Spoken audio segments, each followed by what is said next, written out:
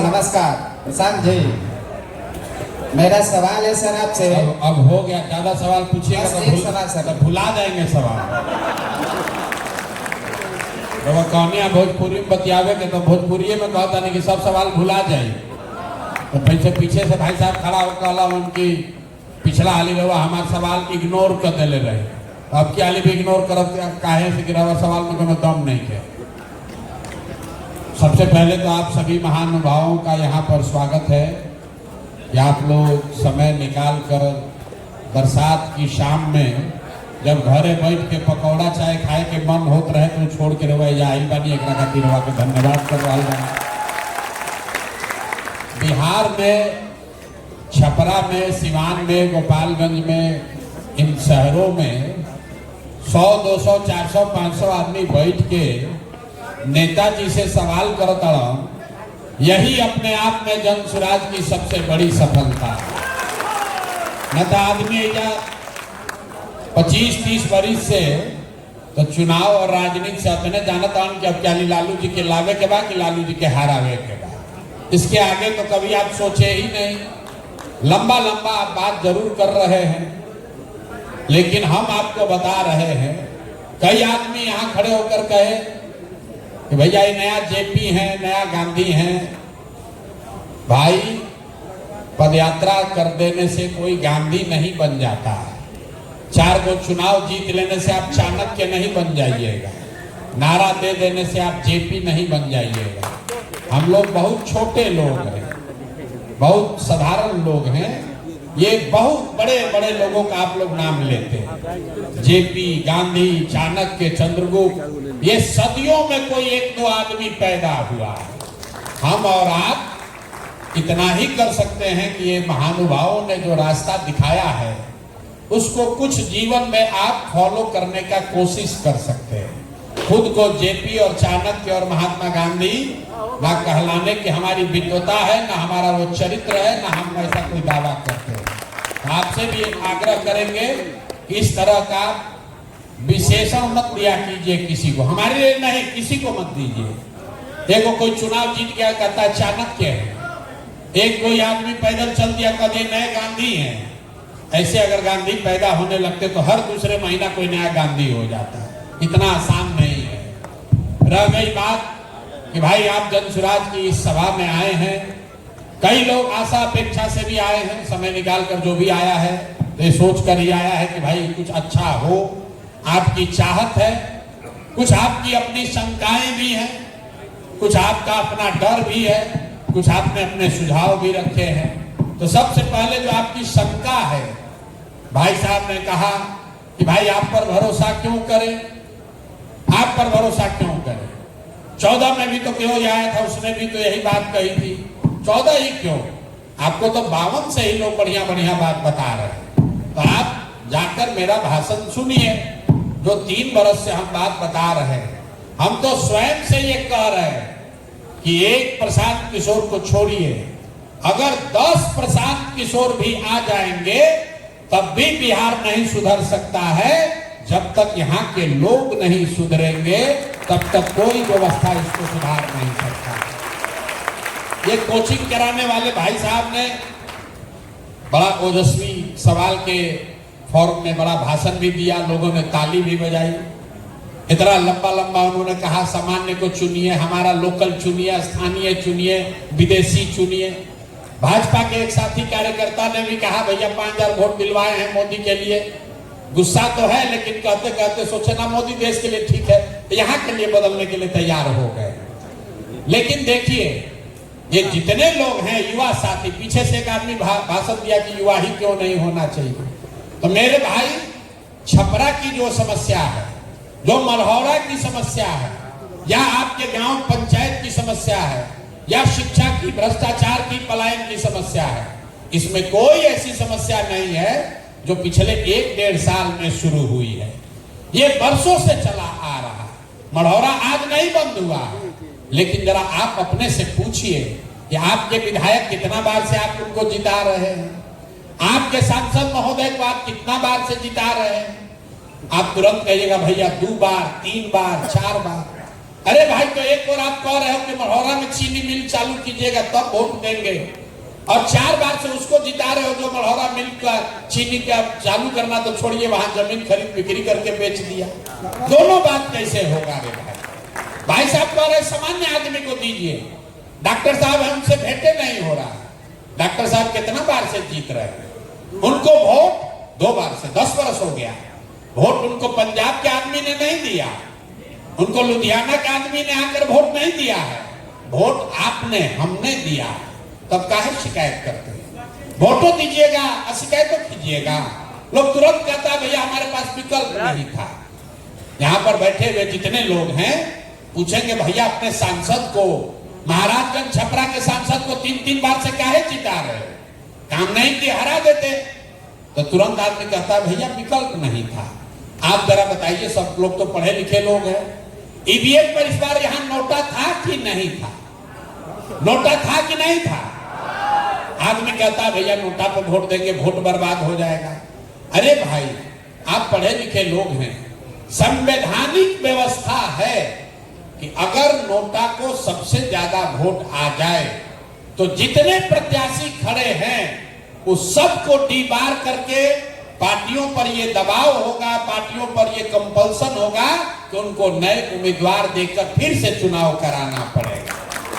लेकिन जिस दिन वोट देना था उस दिन तो आपको मोदी जी दिखे, उस दिन आपको राम मंदिर दिखा, उस दिन लालू से हिसाब किताब दिखा, उस दिन आपको अपना जात दिखा, उस दिन रात में बटने वाला मुर्गा भात दिखा, जो पाउच का हिसाब किताब भी लगाया गया। तब वोटवा दे दिए जब पाउच पर, मुर्गा भात खाकर अपने जात पर, तब भैया थोड़े दिन मढ़ौरा मिल और बंद रहेगा, कैसे चालू होगा? भाई जब तक नेताओं के मन में ये डर नहीं होगा कि हम काम नहीं करेंगे तो जनता हमको हराएगी, तब तक बिहार में सुधार नहीं होगा। तो चाहे जनसुराज का ही जीत कर क्यों ना आ जाए, अगर जनसुराज के लोग भी जीत कर आ जाएं और जान जाएगा कि भैया हमको जनता इस बार वोट देने ही वाली है, कोई काम क्यों करेगा? यही नीतीश कुमार 2005 से लेकर 2010 में काम किए थे, लेकिन 10 के बाद उनको हो गया कि लालू जी के डर से वोट हम ही को पड़ेगा। 15 के बाद तो उन्होंने ऐसा फॉर्मूला बना लिया है कि वोट आप किसी को दीजिएगा हम ही रहेंगे। भैया जिसको दबाना है दबा दो, कांग्रेस को दबा दो, ललटेन को दबा दो, कमल को दबा दो, कुर्सियां पर तो हम ही बैठेंगे। तो उत्तरोत्तर काम करना बंद कर दिया उन्होंने, मालूम है चीफ मिनिस्टर हम ही रहेंगे। अगर यहाँ के विद्यार्थियों को ये पता हो कि हमको 95% नंबर आएगा ही आएगा, तो हम काहे पढ़ाई करेंगे भाई? तो बिहार की जनता ने पहले ही तय कर दिया है कि भैया हम वोट इन्हीं को देंगे। अगर आप लालू जी के विरोधी हैं तो आपको मालूम है, नेताओं को मालूम है कि हंस के गा के गरिया के वोटवा उसी को दीजिएगा। 5 बरस बैठ के गरियाइएगा, लेकिन जब वोट होगा तो कहिए भाई कुछ हो लालू से तो ठीक है, चलो इसी को दे देते हैं मन मार के, कम से कम अपहरण नहीं है, रंगदारी नहीं है। यही हाल अपने मुसलमान भाइयों का है। इन लोग का दुर्दशा देखिए, दलितों के बाद सबसे ज्यादा गरीब बदहाल फटेहाल अगर कोई है तो मुसलमान है। वो जानता है बेचारा, अपनी स्थिति को जानता है, लेकिन चुनाव आता है उसके सामने दिखता है भैया भाजपा को दे नहीं सकते हैं तो वोट अब दे किसको? लालटेने दिख रहा, इसी में किरासन तेल बन के चले जा रहे हैं। मेरे भाई जब तक आप नहीं सुधरोगे तब तक कोई सुधार होने वाला नहीं। जनसुराज इतना ही आपको कर रहा है कि आपको एक विकल्प दे रहा है, आप चाहिए तो ट्राई कीजिए, मत नहीं माने तो जहां है वहीं रहिए। अब भाई साहब कह रहे हैं आप पर क्या भरोसा करें? पहले से हमारे पास 2 लोग हैं, हमको ठगा है। जो सवाल पूछ रहे हैं उसी में इन्होंने उत्तर दे दिया। ये कह रहे हैं कि जो 2 आदमी है वह हमको 14 से 10 साल से 15 साल से ठग रहा है। आप नया नया आए हैं, मान लीजिए हम नया नया ठग आए हैं, तो आपको तय करना है कि जो 20 वर्ष से ठग रहा है उसी से ठगाते रहिएगा कि कोनो नया आदमी को ट्राई करिएगा। अरे आप तय कर लो भाई, हम इतना बुर्बक तो है नहीं कि आपको कहेंगे कि हम आपको ठगने वाले हैं। आप लोग जो ये सवाल पूछते हैं तो भैया आप पर भरोसा कैसे करें? तो आप ये बताइए कि मान लीजिए हमको आपका गला काटना है तो हम ये कहेंगे कि हम गला काटेंगे? तो ये सवाल पूछने का क्या मतलब है? लेकिन आपने सवाल पूछा है तो उत्तर तो देना पड़ेगा। तो मेरे भाई, आपको जन सुराज पर भरोसा करना चाहिए कि नहीं, उसका उत्तर यह है कि मान लीजिए कि आपको चीनी का बीमारी है, डॉक्टर साहब के पास आप गए हैं इलाज कराने, डॉक्टर ने दवा दिया और साथ में ये कह दिया कि इलाज आपको करा रहे हैं, ये रोग ठीक नहीं होगा, अब संयम से रहिए, दवा खाते रहिए, चीनी मत खाइएगा, चावल मत खाइएगा, योगा कीजिए, पैदल टहलिए, तो आपका ये कंट्रोल में रहेगा। आप मन महसूस के आ गए, घर वालों ने पूछा तो आपने कहा भैया जो दशा है वही है, अब सुधरेगा नहीं, डॉक्टर साहब बोले हैं चीनी के रोग के साथ ही अब हमको अपना जीना पड़ेगा। कोई आपका मित्र दोस्त बताया कि भैया दिल्ली में एगो नया डॉक्टर आया है, उसके पास चीनी का रोग का इलाज है, आप टिकट उकट कटा के जाइएगा, और कुछ नहीं तो मोदी जी का वंदे भारत पकड़ के जाइएगा। वहां डॉक्टर साहब के पास आप पहुंच गए, आपने डॉक्टर को कहा कि सर सुने हैं कि आपके पास चीनी के रोग का इलाज है, तो डॉक्टर आपको बताएगा कि हाँ इलाज तो है, लेकिन नई दवा आई है, अभी अमेरिका में अभी इसका ट्रायल हुआ है, 50% संभावना है आपका चीनी का रोग ठीक भी हो सकता है, 50% संभावना है ठीक नहीं भी हो सकता है। आप क्या कहिएगा? आप तुरंत पूछेगा कि अच्छा इसको खाने से कोई नुकसान भी हो सकता है क्या? नई दवा है, नुकसान भी हो सकता है। डॉक्टर आपको बोलता है ना नुकसान कुछ नहीं होगा, लेकिन ठीक होने की संभावना 50% है, तो आप क्या कहिएगा? सर तुरंत दीजिए, ट्राई करके देखते हैं, नुकसान नहीं होगा, 50% ठीक हो जाए शायद। तो भैया जन सुराज वही नई दवा है, अगर इसको खाइएगा तो ठीक हो भी सकता है, ठीक नहीं भी हो सकता है। तो यहाँ जितने लोग होशियार लोग बैठे हैं, आप लोग तय कर लीजिए कि वो दवा खाना है जिसको खा खा के थक गए हैं, जानते हैं कि इससे ठीक नहीं होना है, तो एक्सपायर दवा खाना है, कि मार्केट में जो नया दवा आया है जिसमें 50% संभावना है लेकिन है तो भाई सुधरने का, तो कौन दवा खाना है आप तय कर लीजिए। तो जो राजद है, भाजपा है, जदयू कांग्रेस है, ये पुरानी दवा है, आप देख लिए, जांच लिए, परख लिए, मदद करके, गरिया के, उलट के पुलट के देख लिए, इससे सुधरने वाला नहीं है। अब एक नया प्रयास, एक नई दवा जन सुराज के तौर पर आई है, आप इसको ट्राई करके देखिए, नहीं ठीक होगा तो 5 वर्ष बाद इसको भी पलट दीजिएगा, उसमें क्या दिक्कत है? अरे भाई 5 वर्ष का ही तो समय आपको देना है, 5 वर्ष में जीवन नहीं बदलेगा। 35 वर्ष से लालू नीतीश पर अटके हुए हैं, तो 5 वर्ष नए दवा ट्राई करके देख लीजिए, शायद काम हो जाए। अगर आपको भरोसा नहीं है तब भी आपको ट्राई करना चाहिए, भरोसा है तब तो कोई बातें नहीं है। 2-3 बातें जो लोगों ने कहा बताया, अधिवक्ता लोग 4-5 को हमेशा रहते हैं इस तरह की मीटिंग में, है भैया अधिवक्ता के लिए क्या कीजिएगा, कोई शिक्षक है कहता भैया शिक्षक के लिए क्या कीजिएगा। किसी ने अच्छा कहा कि भाई अंग्रेजी में एक कहावत है, missing the jungle for the wood, मतलब बड़ी समस्या को जड़ को छोड़कर पत्ती, जो बरगद वाला बता रहे थे एग्जाम्पल, कि आप सोच रहे हैं कि अधिवक्ता के लिए क्या होगा, शिक्षक के लिए क्या होगा, पीछे से साथी ने पूछा संविदा कर्मी के लिए क्या होगा, कोई बता रहा है भैया हम लोग ये परीक्षा प्रणाली ठीक कर दीजिए तो ठीक हो जाएगा।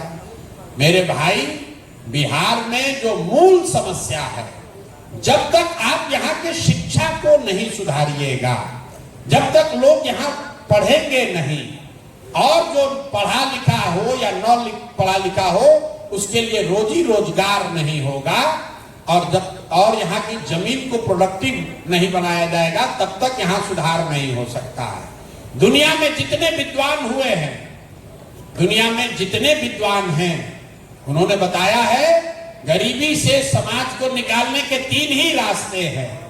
एक है पढ़ाई, दूसरा है रोजी रोजगार, बिजनेस, व्यापार, जिसके लिए आपके पास पूंजी होना चाहिए, और तीसरा है जमीन। अगर आपके पास पढ़ाई हो, अच्छी पढ़ाई हो, तो पढ़ लिख कर आप नौकरी कर सकते हैं, व्यापार कर सकते हैं, अपने और अपने परिवार को गरीबी से निकाल सकते हैं।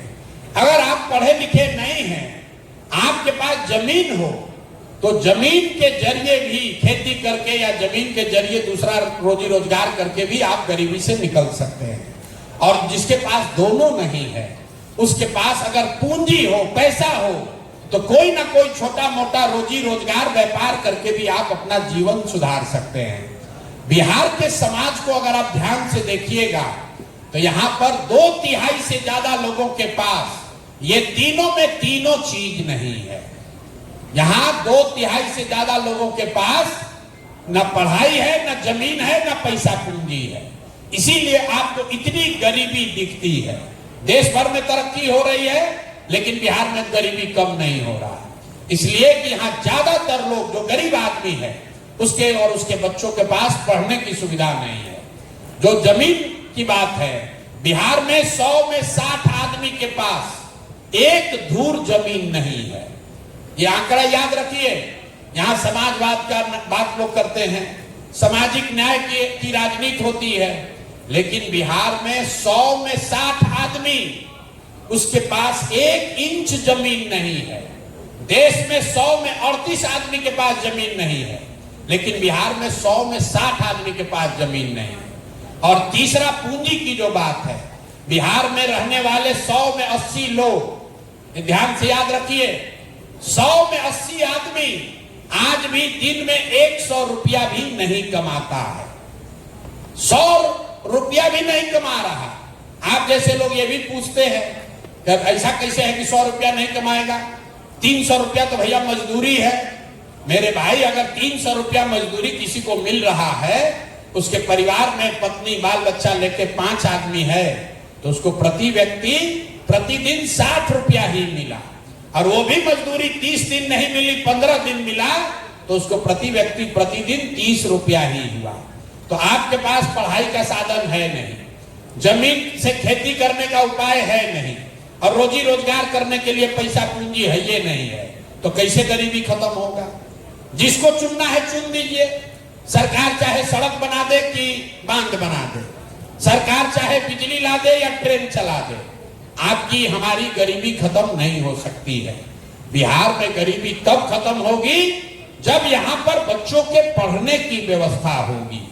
गरीबी खत्म तब होगी जब जमीन का सही बंटवारा हो, जमीन के ओनरशिप को